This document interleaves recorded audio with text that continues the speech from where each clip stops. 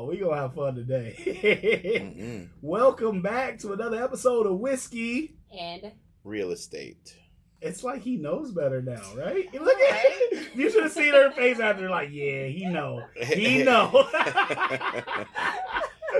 Oh, man. Welcome. You just left the good old dental office, huh? Yeah, haven't been to a dentist in 8 years. And no one slows down for that, and I understand why. It's not something to look forward to. I definitely, I get it from my family life. Like, you gotta get your physical and this, that. And I'm like, yeah. I'm still alive, so. Yeah, well, and, it's this year we made on, our January podcast, we said we were going to take care of ourselves more and worry about ourselves more. And so this is kind of right in line with that. But, I get there today and she goes, happy to see you. How's your day? I go, should I be happy to see you? I'm like, is there really anyone happy to come back here knowing what you're about to do to me right now? Yeah.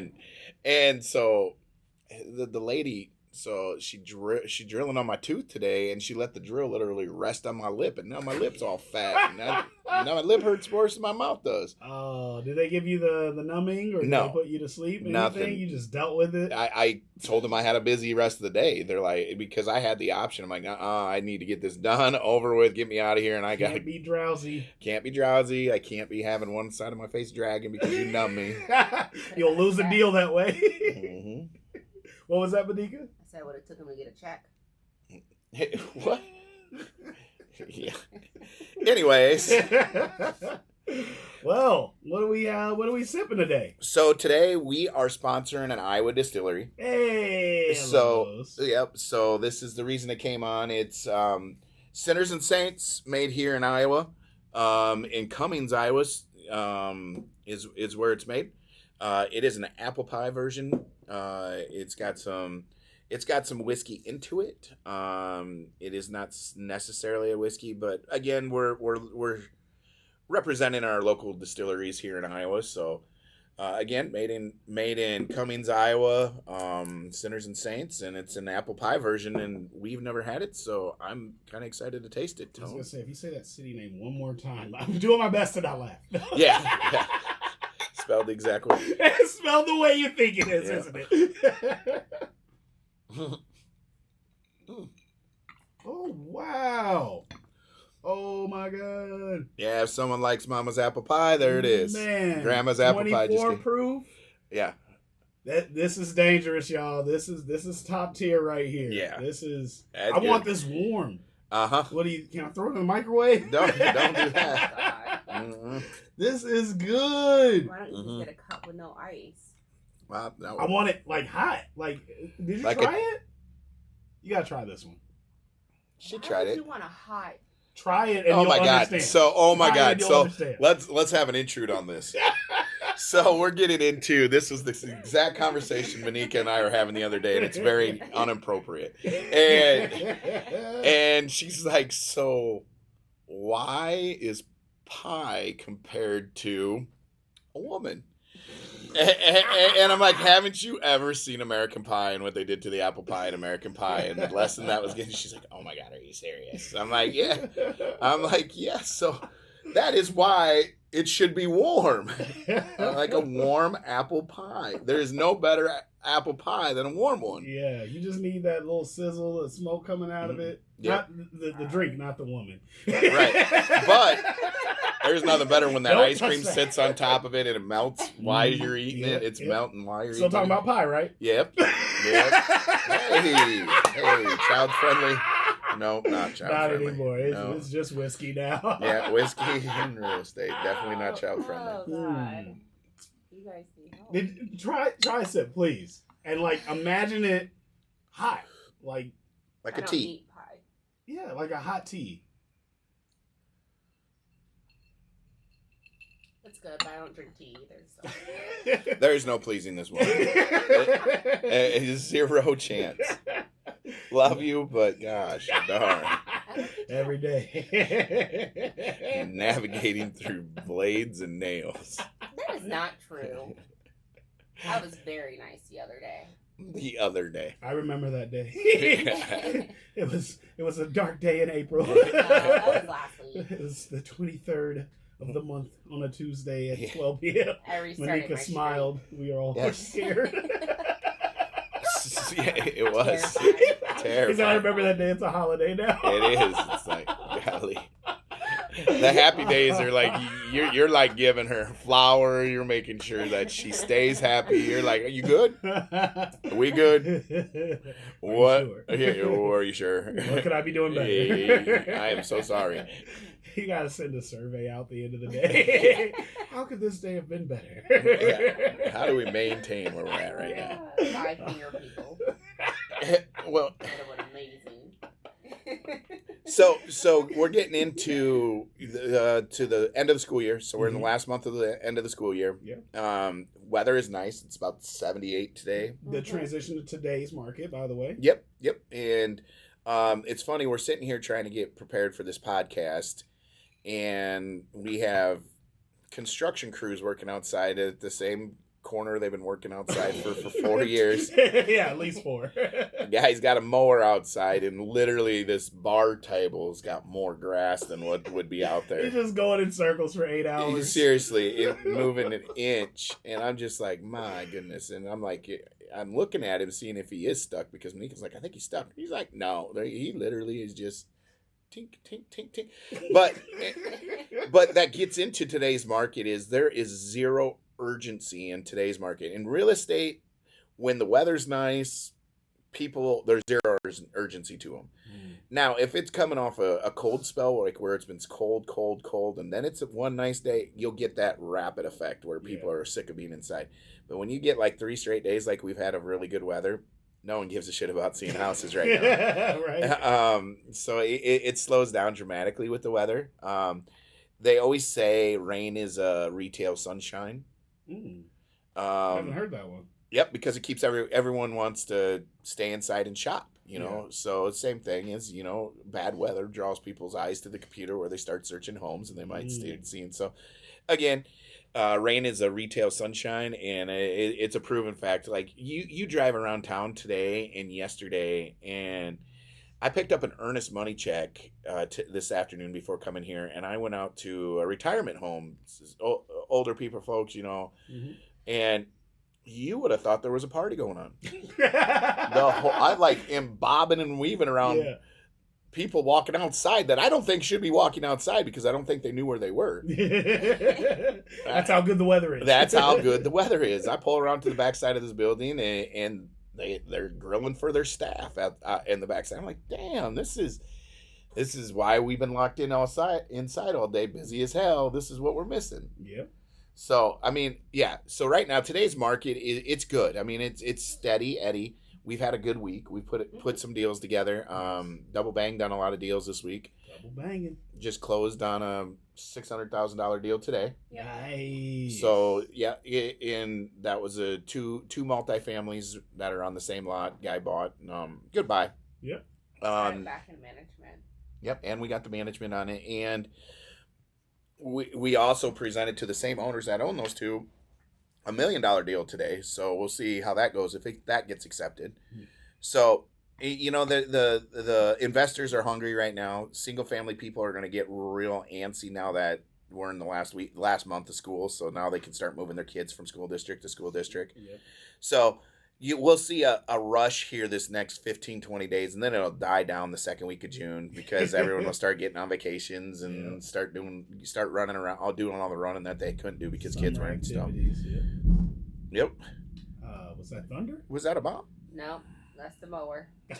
Yeah, that hit the studio. Geez, that didn't hit none. That just ladies and gentlemen, there's something that just went on outside. He's on a rider that he shouldn't be on. He should have a push mower. He's sitting down on a rider. That don't explain the blow up noise we just heard outside. He's about to come running to the door. Like, help me with one hand. Lord Almighty. Man. So real estate today. I mean, they're the only one that has a sense of urgency right now are the investors. A lot of them are just finishing up their April 15th taxes, so they've got to find out they got to spend some more money, so they don't got to pay anything in. They filed for their extensions. But, I mean, it's we're still dealing with a severe shortage of inventory right now. Yep. So we did a search. One of my investors came in. We did a search, and in just Cedar Rapids, there's 360 some odd houses on the market. Mm. There is 487 commercial properties on the market. That's not good when when you got more commercial properties on the market than houses. Wasn't it just 1,600? What, 2 episodes ago? Well, that's everything included with multifamily, residential, everything. Yeah. There was right at 1,000. And we're at 300 now. And for houses, there's only 363, and there's over 500 realtors in Cedar Rapids. There's more realtors than houses. Yes, that's crazy.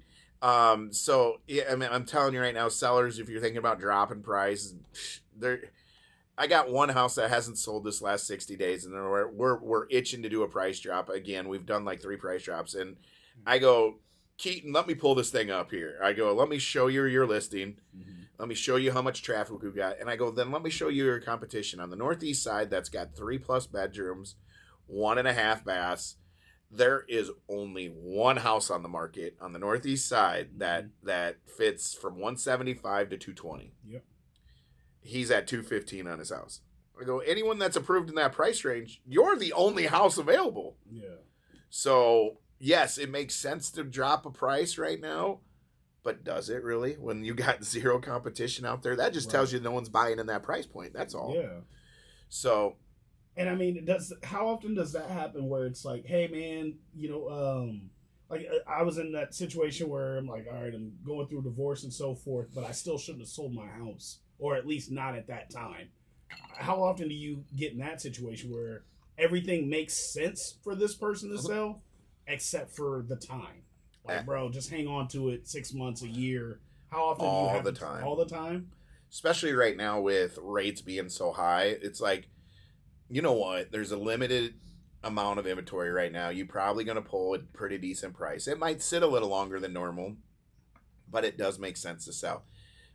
And then he looks at me and he's like, but when I go to buy, I'm selling a 3% rate house right now, and I'm going to go buy a 7% house. Right.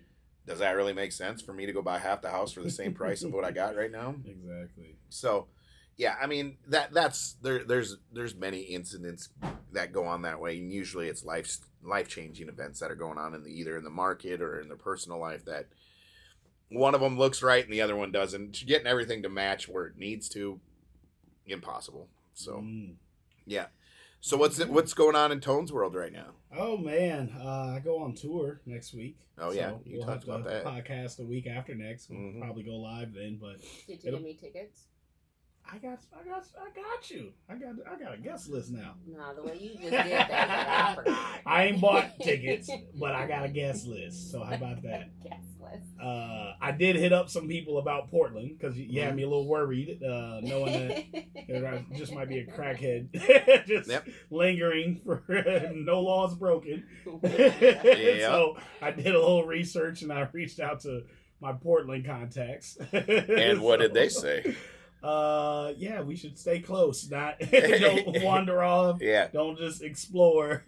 It's like, what does it take to go to jail out there? Like, you probably have to do some crazier than normal crazy stuff because everything's legal. Well, and if they do go, they have the same day release, so right back. They're not learning. Yeah, this is the law that Monika's been looking for. Because there is, you got California. I think Oregon is another state that is like that. New York's like that. Chicago, Illinois is a state like that where it's only a simple misdemeanor up until $999. So you're not even going to jail, nothing like that. So you can go steal up from a store up to $999 before it comes in. It's like a slap on the wrist. Yeah, and you're out that same day. And so it's one of those things like, man, and you look at the CVS's and the Walgreens and the little Hy-Vees and whatnot that are similar to the little Hy-Vees.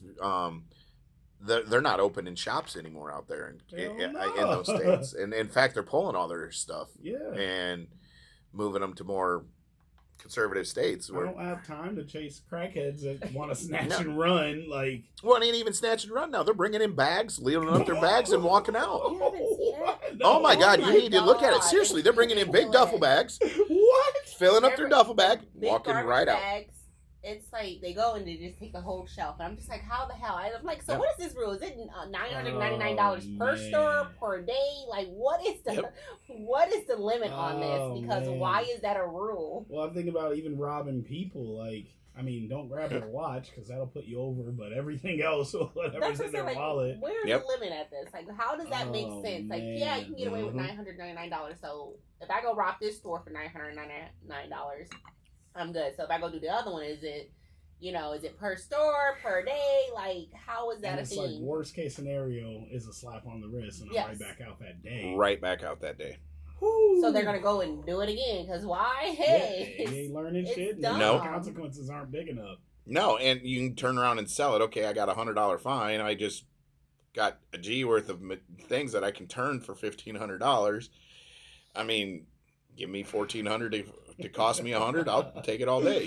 I think the one I seen, they were man. at the Coach store. Yeah, they got. Yeah, no, And you sell it on the street. And Finish you line, go just back go ahead get and take your the whole drugs. wardrobe. Oh, Yeah. man. Mm-hmm. So this ties into good reasons to live in Iowa. Yes. We have real Absolutely. laws with real You're gonna go to consequences. jail. You're not gonna do that shit again. Yeah, it's crazy. But again, these are all things that affect the real estate market too. I mean, so your property taxes are based off the value of the land that's underneath you and who can absorb the taxes. Okay. Normally, your commercial can absorb the taxes. If you got a lot of commercial leaving your area or don't want to come to your area, that means your residential taxes are going up. Yeah. So Center Point, prime example. Center Point, Iowa, I lived there for 14 plus years. Our taxes kept going up on the residential side and drastically when they started doing new developments. Mm-hmm. And when they built the school, same thing. When they built the brand new school out there, taxes went up again. And the only way to offset it is if we could bring in some commercial. There's no commercial out in Center Point hardly. So all the residential people were absorbing that school tax and everything like that. So all your residential taxes went up. So in the real estate world, I mean, that is definitely something you need to look. You do not want to be in a depleting town where all the commercials leaving, because then the taxes fall back on the residential side. Or you also need to know who's building schools and big complexes because out you're in going your to pay for it with your taxes. Your if taxes you're are in going to that go up. area. Yep.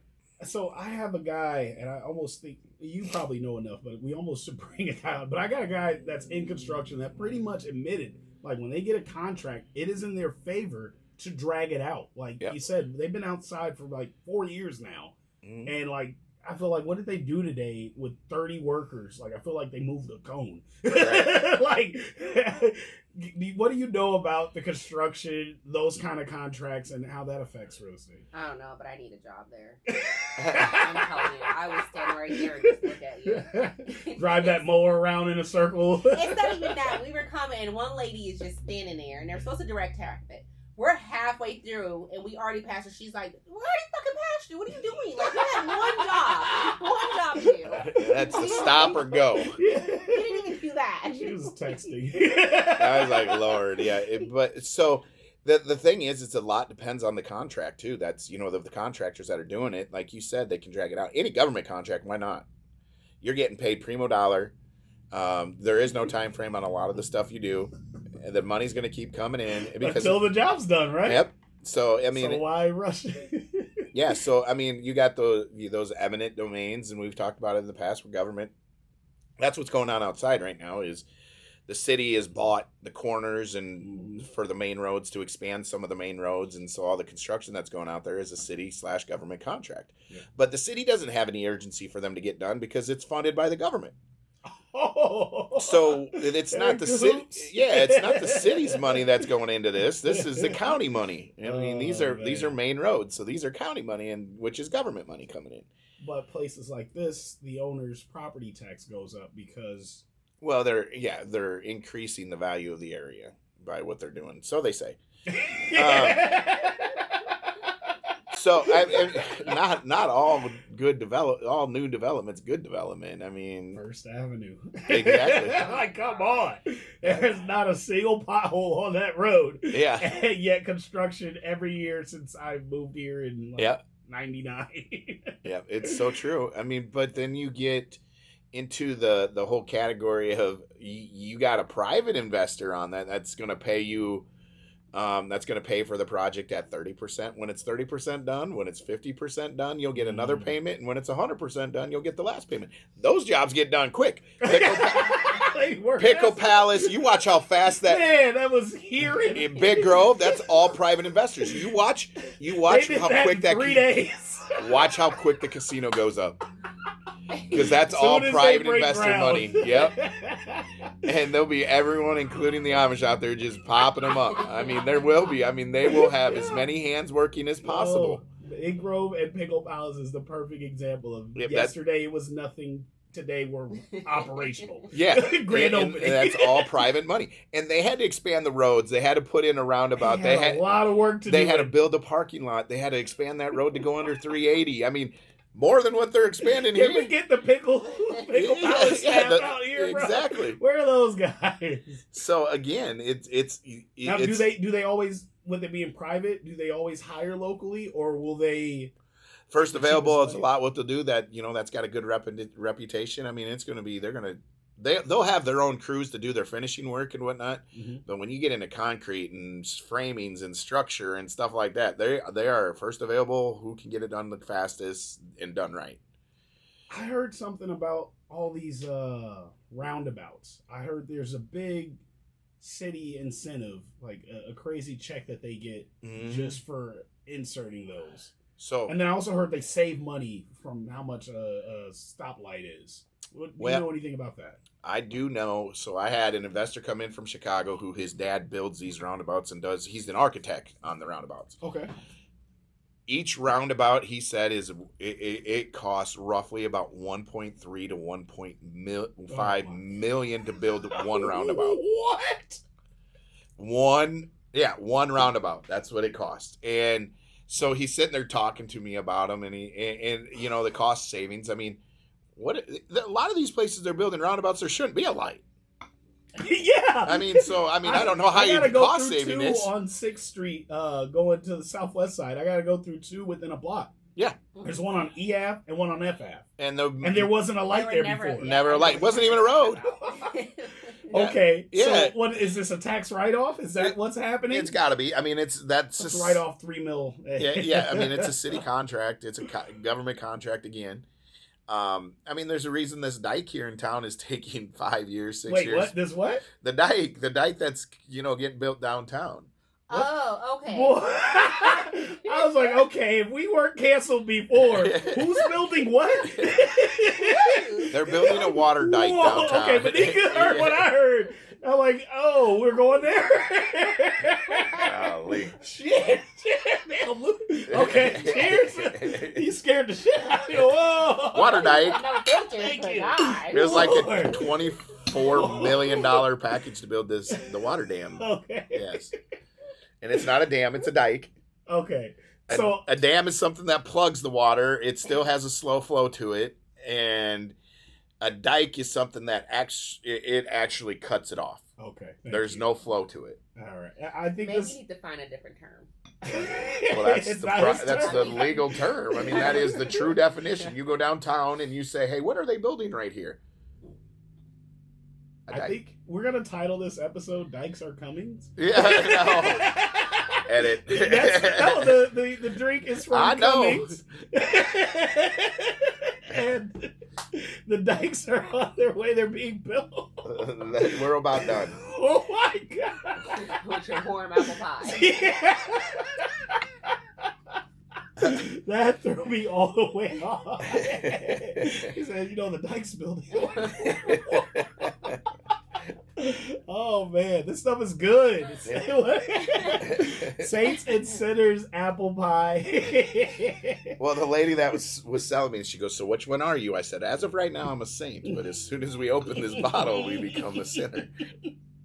I love it. Yeah. So before we started recording, you had a maintenance call, and I know I brought up, like, honestly, my admiration for, like, these calls that you guys got to deal with. And I think Monica knows a thing or two about them as well with all you guys' maintenance requests. Oh, Yep. God. It seems like not only is it 24/7, but there's, like, a lot of terms and things you have to know. And then I know, like, I'm also impressed. Like, I hear Monica bring up, like, a property. Like, it's just, oh, we still need this on 210, or, 830 still doesn't have, like, how much?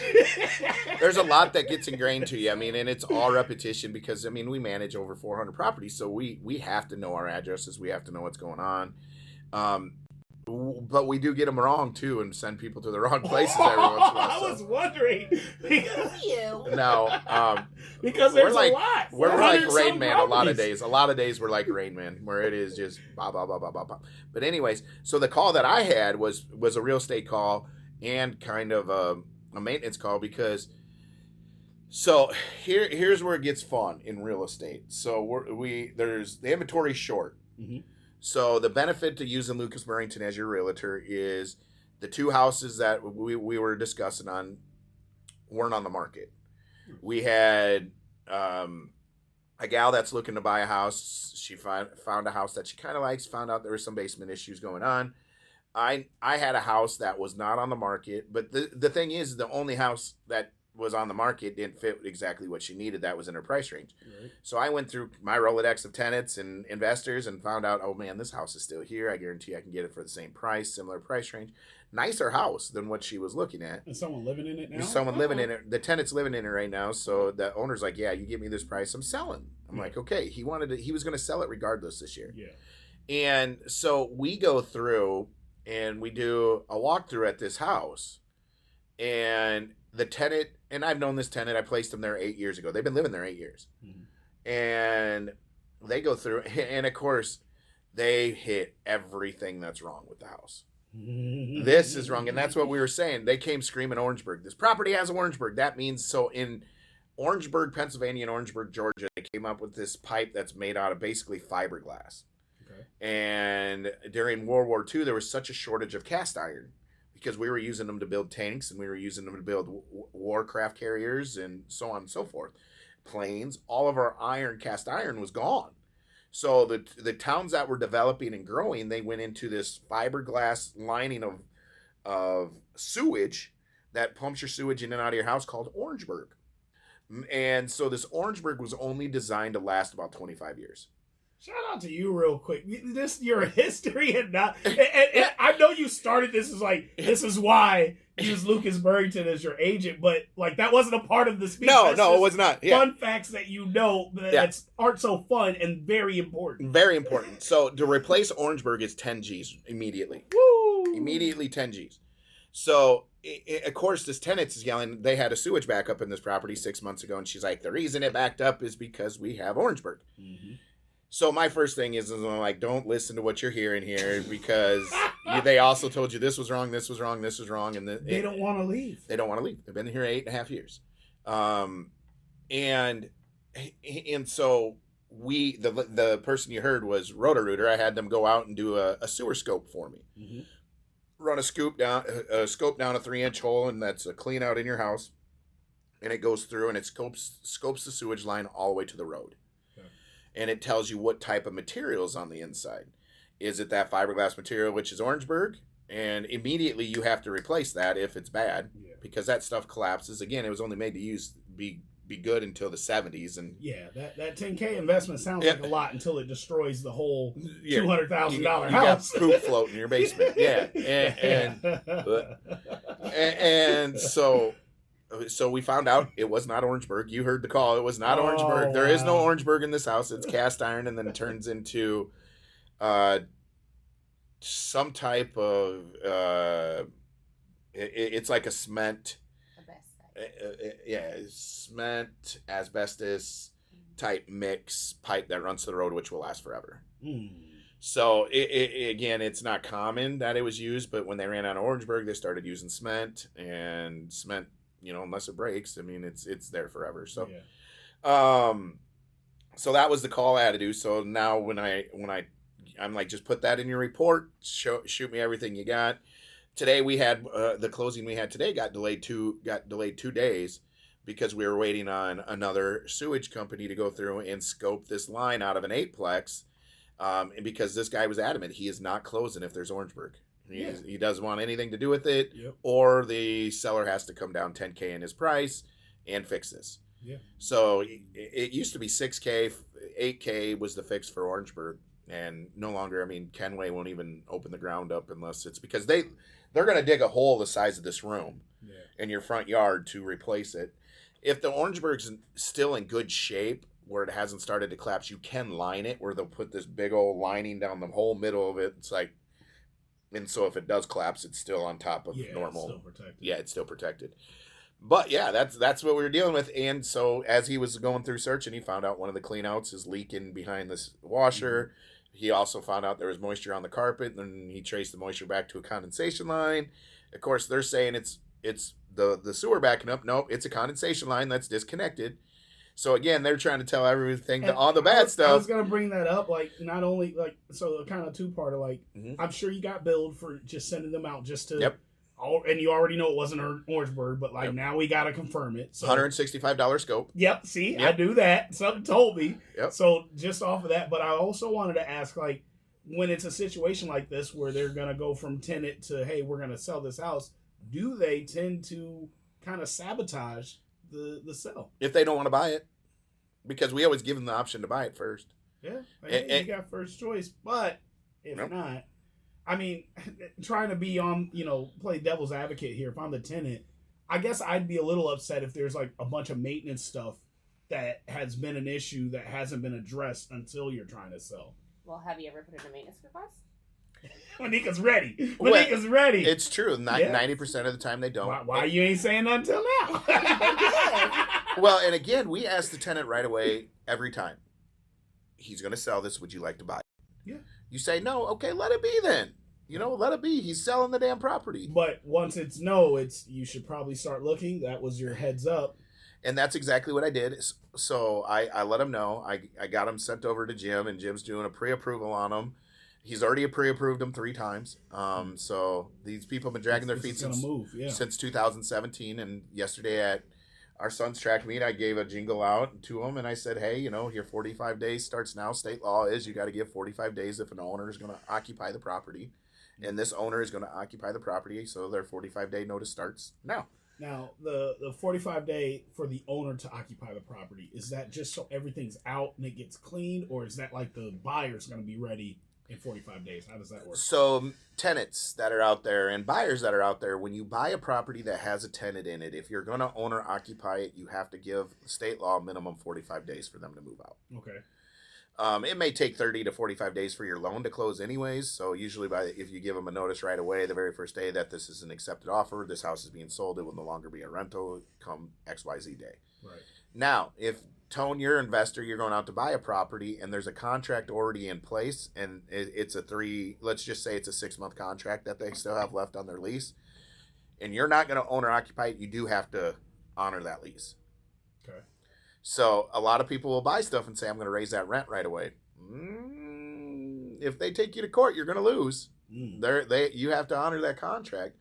We do have that happen all the time where they'll buy it and raise the rents on it. And I'm like, okay. So owner occupy is we got somebody else moving in. You're going to live there. You're going to live there. You're going to live there. Okay. So the person buying it's going to live there.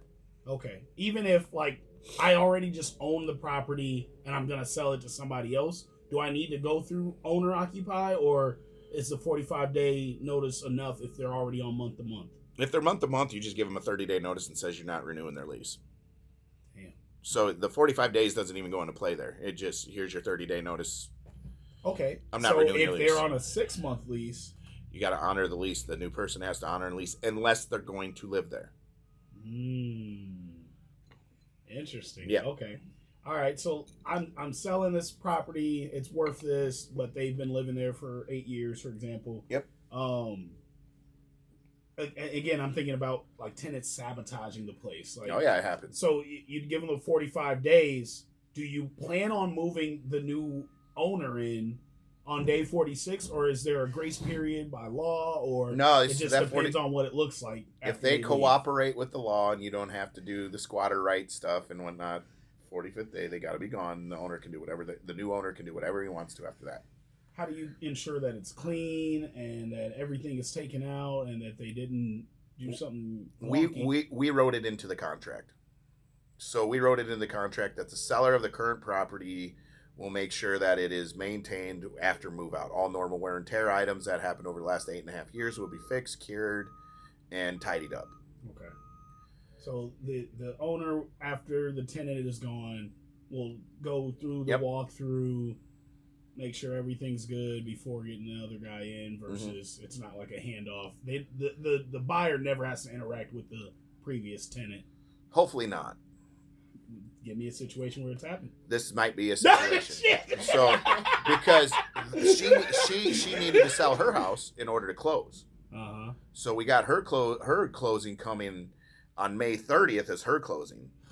She's buying the new closing on her new house is going to be June 5th, saying everything goes smooth as possible. If not, she's just going to collect rent while they're there. So she's going to get paid regardless because an investor is buying her house. So she doesn't necessarily need to get out. But in some situations where it's not an investor buying your house, you have to get out. You want your closing dates to match up to be the same. And then we get into squatters. No, man, everything has to go right. No. One mess up could screw up 3-4 deals. So I've been in that situation where I sold a house for a guy living in it. So Tone, you're living in house A. Mm-hmm. You're like, Lucas, I need to get this house sold. Perfect. We get your house sold. Your pre-approval states that you have to sell this house in order to buy another house. Yep. So we go out and write an offer on another house. Yep. And there's a tenant living there. Well, it doesn't matter who's living there. Someone's living in this other house, and it's going to close the same day this one's closing. Your house A. Yeah. If house A gets delayed, house B is now delayed. Now, if house B has someone move into house C, now house C's delayed. So it's a big domino effect. Everything has to go in line. And Chuck and I have ran into it. I've ran into it a lot where one mess up can screw up. It's a domino effect. 3 or 4 closings. Whew. So it is, yeah. It's not all sunshine and rainbows in real estate. No, and this is going to be a prime example and this is going to be a 3-deal thing too, because investors selling it to our buyer. Our buyer has the house to sell too. Mm-hmm. So house to sell. Now tenants need to buy. So I'm going to help them go buy. Okay. So, and that's probably a better situation because you have more control. Like if I'm controlling both sides, yes, I have a lot of control to save the deal. Okay. But it still only takes one thing to go wrong, and all 3 deals are shot. Yeah. Oh man. And you're talking big money. I mean, you're talking $1 million worth of real estate. Yeah. And you need a renter to comply with everything. Well, and they've gotten the move out, the new place. So they've been there 8 years. Yes. A lot of people are comfortable. They're very much comfortable. Oh man, that is stressful. They should have bought it. I agree, but we'll go find them another property. Mm-hmm. So, but that's the domino effect of real estate. You know, it is. It's not all sunshines and rainbows, and this is going to be very, very stressful. We can't let our buyers and sellers know that it's going to be stressful, but it's going to be stressful up to the day it happens. Everything is smooth. Yep. Because how this is hopefully going to look is, I'll leave one closing, go right to the next closing, bring in the closing statement from that to show that it's closed, and then I'll leave that closing and go to the next closing that same day. So it'll go bang, bang, bang if everything goes right. Triple bang. Yes. Yep. But it's all got to go right. You need to have a good realtor that is going to know exactly what they're doing. We're buying a house right now that we live in, and thank God of my past, because it would have cost us $6 extra grand today just to go close on this if I didn't review the closing statement and said, okay, Mr. Lender, you missed this, you missed this, you missed this, you missed this, you missed this, you missed this. And then it saved us about $6 grand. We thought we were going to have to come up with about $8 to $9 grand because we're covering a short end of somewhere else and of the other side. but we want this to close, so we were willing to eat it. And then by the time we got done going through numbers, and we cut it in half. Well, cut it in a third, actually. Cut it thirds. Yeah, from 9 to 3,500. Again, reasons why to have Lucas as your realtor. Yeah, it is. Find you $6,000 to save. It is. Yeah. So we thought we were going to have to pay $6,000. Now we got to do 3. So Yeah, thank yeah. God. Nice. Nice. Mm-hmm. Man. So, I mean, when I complain about the market, you can see it's still busy. I mean, Yeah. there's still a lot of activity we're going. still working. Yeah. Even when it's dead, we're working. And Cedar Rapids, Marion. I mean, Marion rated #1 growth per capita in 2024. You got all 4 corners of Cedar Rapids that's expanding. You got 3 colleges that are here in town. I mean, you got 2 main hospitals. You're 25 minutes from one of the best hospitals in the United States. You got Collins Aerospace that's developing all your planes parts, your helicopter parts. I mean, you got the manufacturing capital of the world here in Cedar Rapids. I mean, there's no reason not to buy out here. Right. Prices still reflect the old prices of a good market where they're still not. Cedar Rapids is not priced out of their ass. I mean, it is. Your bang for your buck is awesome here. So yeah, I was thinking about that when we had Elias on, and he talked about doing the Airbnbs, and you kind of stay away from those. But I'm like, with 3 colleges out here, why would you not want to buy in those areas where you know there will always be a rotating door? Well, and Airbnbs out here, when Elias had like 14 of them running, he was at like an 87% occupancy rate. Nice. So just to put that into layman's terms, into easy terms to listen to, so that's 26 days a month it's full. Nice. And so, I mean, that 14 different properties. Yeah. So, I mean, that's a good going rate. That's a great, I mean, and when a banker looks at a hotel, or if he's looking at an investment property, we're figuring immediately at 60% vacancy, or 60% occupancy rate, excuse me. And when your Airbnbs are averaging 80 to 90% occupancy rate, I mean, that's killing it. I mean, our Airbnbs and furnish finders that we have for short-term rentals in Iowa City, I mean, one moves out, one moves in, usually within 5 to 10 days. So, yeah, I mean, it's a fantastic market for that. It's a fantastic market for stuff like that, especially if you got higher end homes right now. So we just picked up 2 really nice properties to manage this week that we're going to start managing next month, or this next week. And one's going to be almost like $2,700 a month to rent. It's a single family house. Yeah. And it'll fill up like this because people that are scared of 7% rates, they'll go pay for a really nice place to live, and they'll pay high rent right now because they don't want to get locked into a 7% rate. So right now you have an abundance of good renters in those higher ends out there right now. Yeah. But you also have you got a good abundance of tenants in the lower ends right now too. Kind of go through that before we wrap up. Like, why would I don't want to get locked into a high interest rate, but I'm wasting more money renting. Well, Monique and I are closing on an investment property that has an investment rate on it. It's not really an investment property. We're gonna live. Yeah, we're gonna live in it, but at 12.5% rate. So, and we're okay with that rate because there's no prepayment penalty on ours. Yeah, and we don't really have a choice. And so, with no prepayment penalty on it, we can refi anytime we want. So as soon as rates drop, we can refi. And that's what a lot of people have to have the mindset. And if you can afford it for the next 6 months to a year, do it, because your prices, as soon as rates drop, prices are going to go skyrocket. And you're not going to be the only person that saw the rates drop. Right. So get the place that you want now, and just refi when the interest goes down. Well, let's just put the example of real life numbers into fact. I mean, we just talked about number of houses on the market in the Northeast side from 175 to 225. One. As soon as rates drop, when the rates drop, there'll be 10 people ready for that house. Yeah.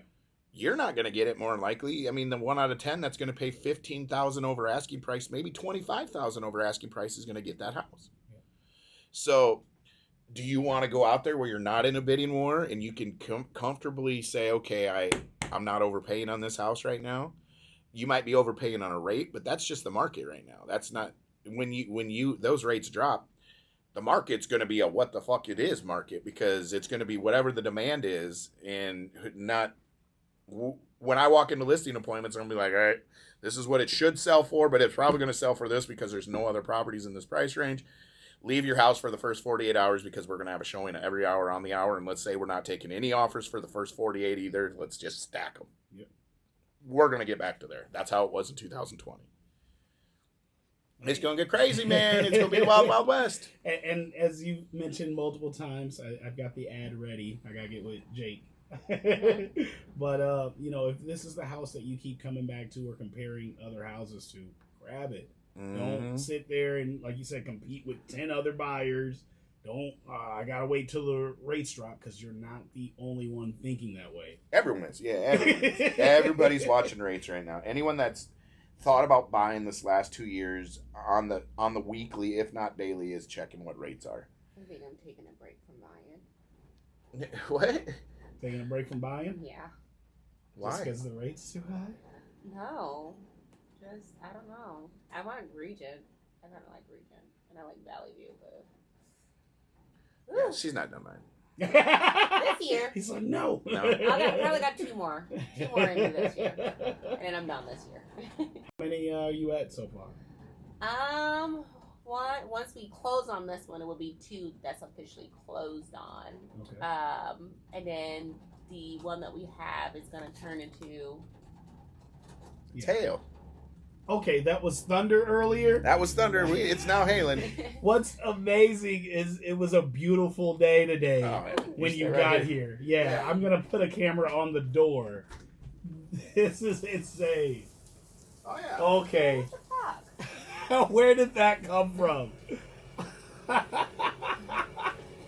Sorry, dogs. The one that's next to close on is going to be a duplex, so that will put that at 4.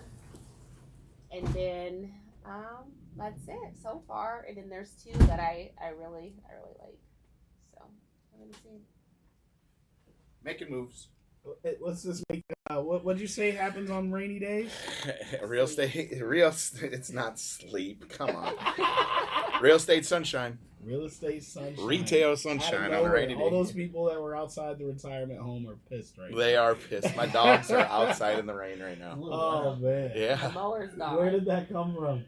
From the sky. Yeah. Thank you. Lord. John, with a little insight, we found out the source, which we did not know until now. Thank you, John. Oh, man. Wow. Well, So Iowa weather's so bipolar. it is. It's the Oh, real I thought I estate was gonna go market. golfing. Fuck. Girl, you and your. Oh, my F word. I'm sorry. I apologize. It's better than the D word that we got earlier. That was a real estate term. Definitely a real estate And term. where's the Saints and Sinners from? Cummings, Iowa. Mhm. This will be an episode to remember for sure. Yeah. The way both me and Manika's mouths dropped, like, bro. What? You know, we can say that. Yeah. Oh man. Well, save the dogs. Yep. Definitely got to save the Oh, dog. hell, this is. It's crazy. Yeah. Do you want a dog? Oh, no, not at all. We got a really big dog in my house that terrifies me. So. Oh, yeah, I forgot your stepdog. Yeah. I think it's like a genetic thing. I don't know. Wishful thinking. Try to get rid of your dogs, Lucas. How you feel about that? I mean, if anybody wants a dog, it comes with everything. You know, just comment.